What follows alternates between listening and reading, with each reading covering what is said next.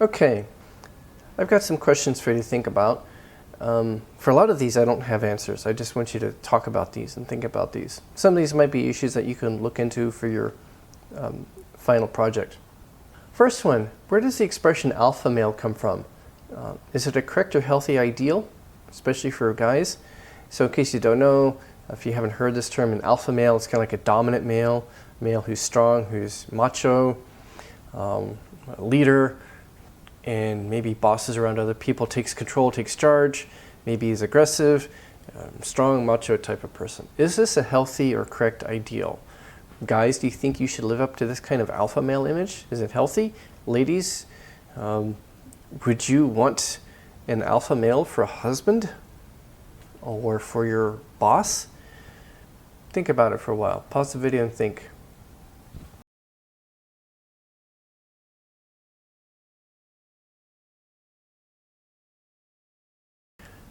Okay, alpha male. The term is a misunderstanding. It's based on a misunderstanding. There was an animal behavior researcher named David Meck. In 1970, he published a book, and I think he also wrote some articles about his study of wolves. In his study of wolves, he found that one wolf in a pack, a group of wolves, several wolves would fight for the dominant role, the leader role, in a pack, in a group. And they would fight each other, they would be aggressive in order to take control, and once they had control, they would aggressively rule the pack. So they acted aggressively, sometimes violently, to protect their dominance and their territory. However,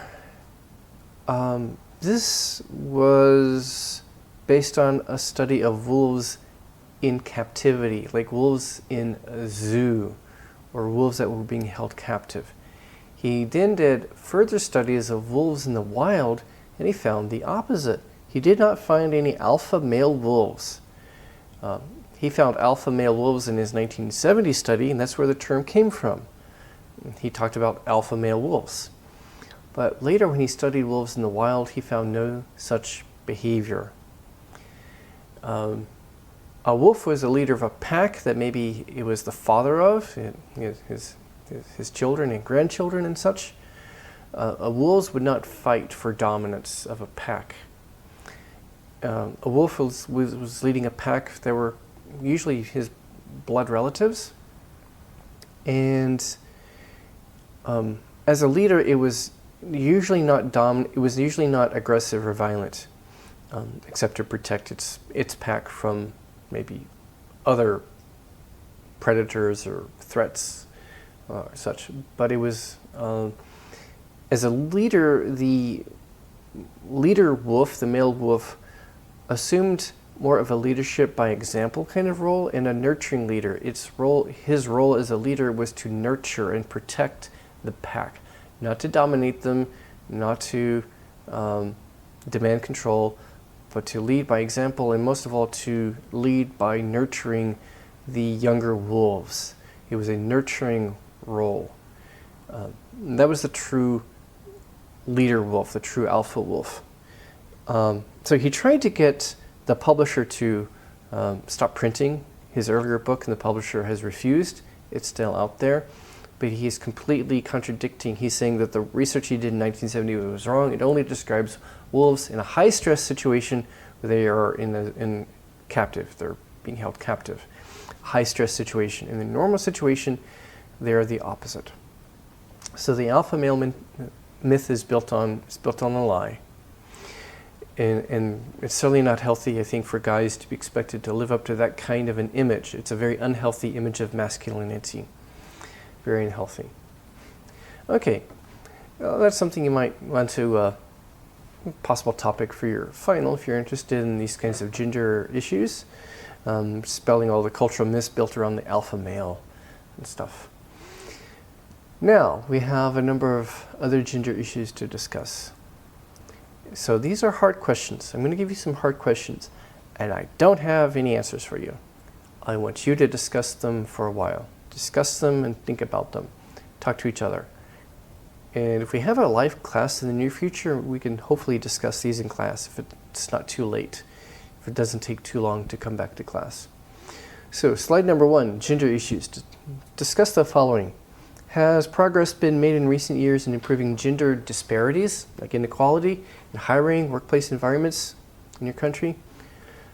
2, has progress been made in breaking or reducing the glass ceiling, this invisible barrier that keeps women from reaching high-level jobs, management jobs, executive jobs, CEOs? How can these be improved? Specific ideas. How about marriage and divorce laws in your country? Are they fair enough toward women?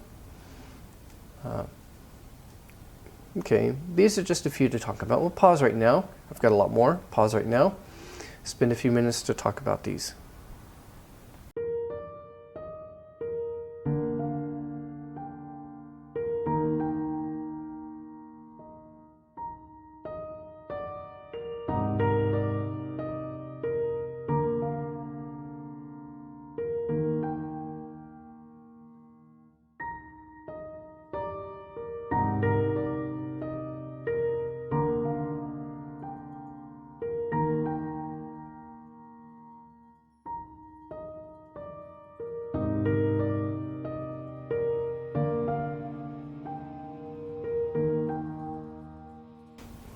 Okay, next set of questions.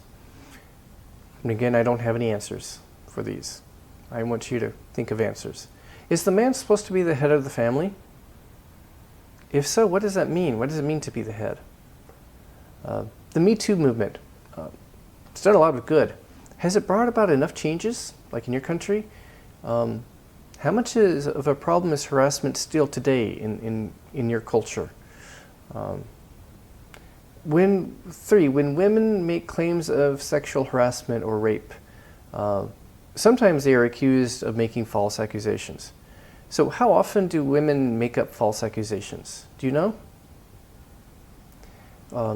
The scientific research that I've heard says not more than 2% of cases. And I was surprised it was that high.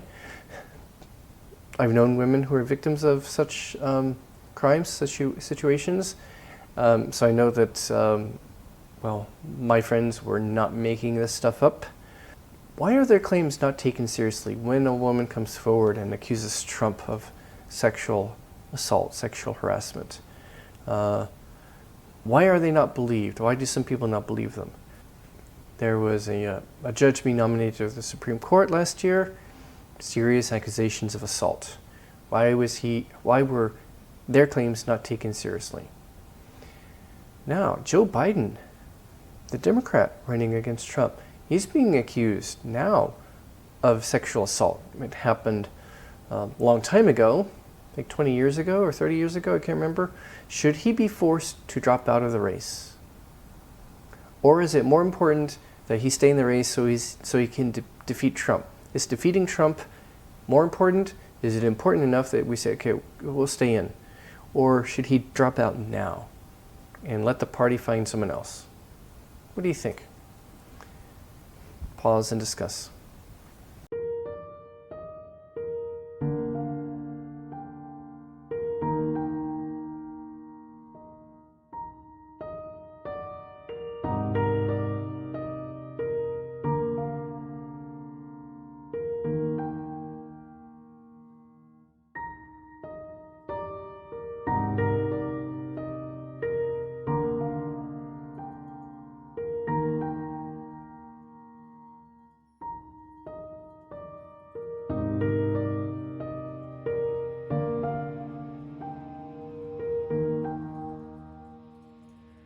Okay, next set of questions. Should women be judged for dressing in revealing clothing, like their tops are too low or cut low or their skirts are high? What are some reasons that women wear such clothing, and should they be looked down upon or judged for wearing such clothing? Why do women tend to wear such clothing? Are their motives good or bad, or is it more complicated than that? Are social expectations fair regarding manhood and womanhood? Think about social expectations in your culture. Are they fair? What ways are they not fair for men and for women? Do you need to get married to be complete, to be happy, accepted, fulfilled? Do you have to get married?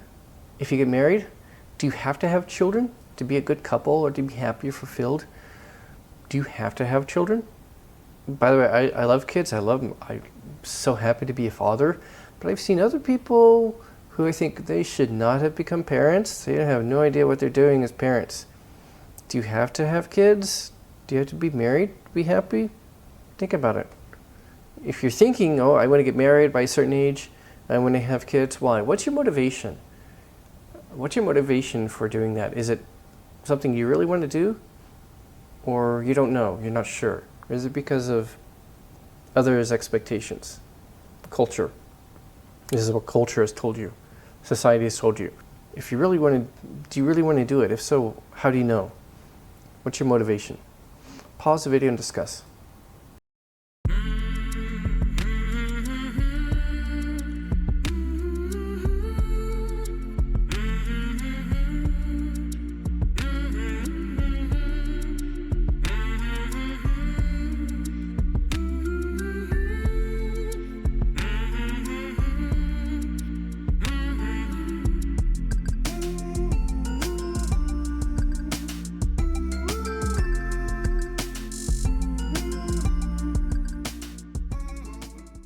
Okay, here's some more slides, more questions. How are attitudes changing towards lesbian, gay, bisexual, trans, sexual people, LGBT people? Has there been enough progress? Why do some people think that a gay person can change their orientation or their preferences? What are some common misperceptions about homosexuality? Why do these still exist? Thinking about this, maybe you know the name Ellen DeGeneres. Some of you might know her. She's an American actress, entertainer. She had a sitcom in the 1990s where she came out as gay. Now in the 1990s in the US, that was kind of a surprise. And there was a strong reaction against her because of this, and a year later the show was canceled.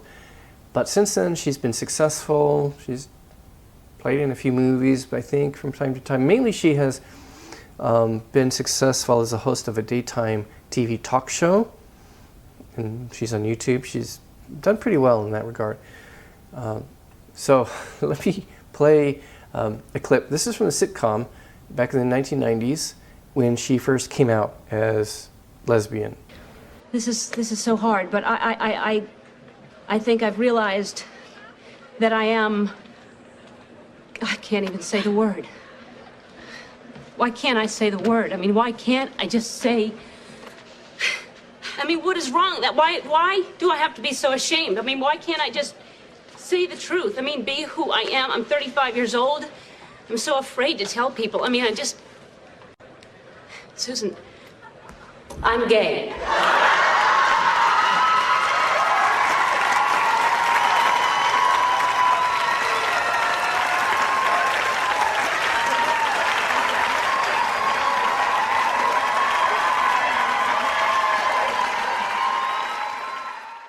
Okay, so from the studio audience, she got a positive reaction.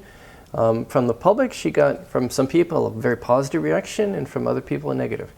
I think recently there have been a few Korean actors who have come out as gay, I think. Haven't been able to keep up with the news lately, but I think I've heard of something like that in the past few years. What's been the public reaction? Has their coming out been helpful for changing, public opinion? What do you think about these questions? So pause the video and discuss these for a while.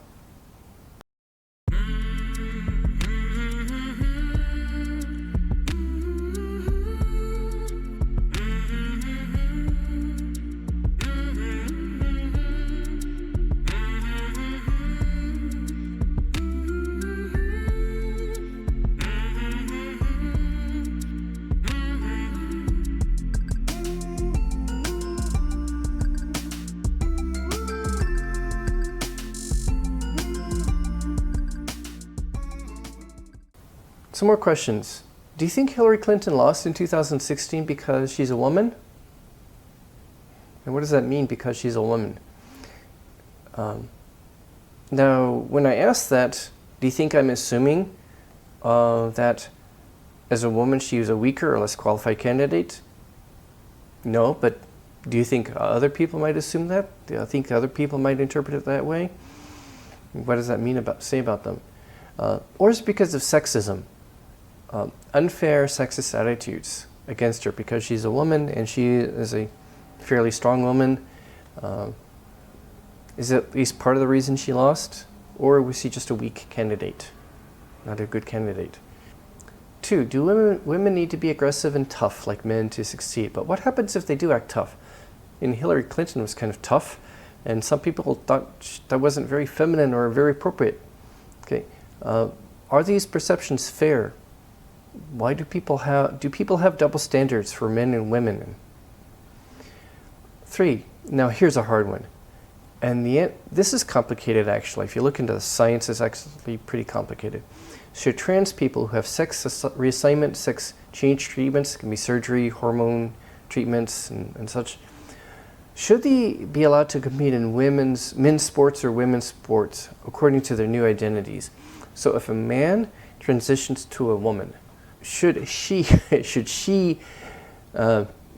be allowed to compete in women's sports? Or does she have an unfair advantage because she was biologically a guy before? Does she still have an unfair advantage? Should people be allowed to compete in the category of their choosing when it comes to men's sports and women's sports? What do you think? This is a hard one.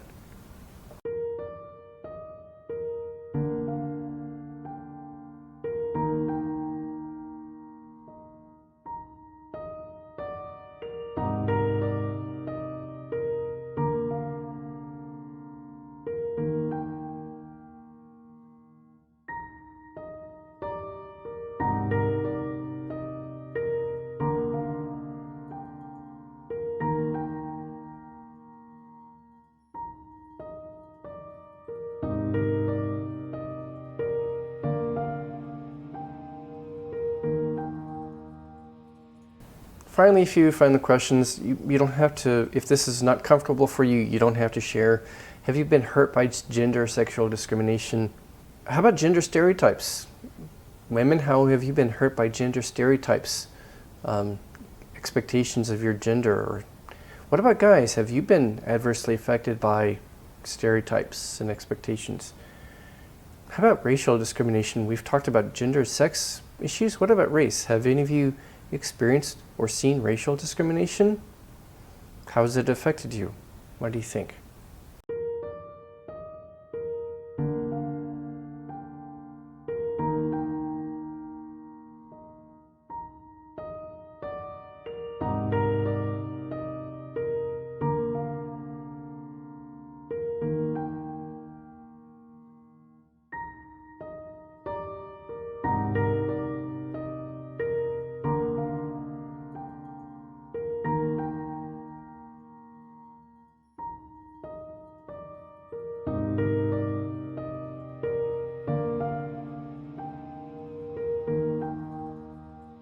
Okay, I've left you with a lot of questions and very few answers.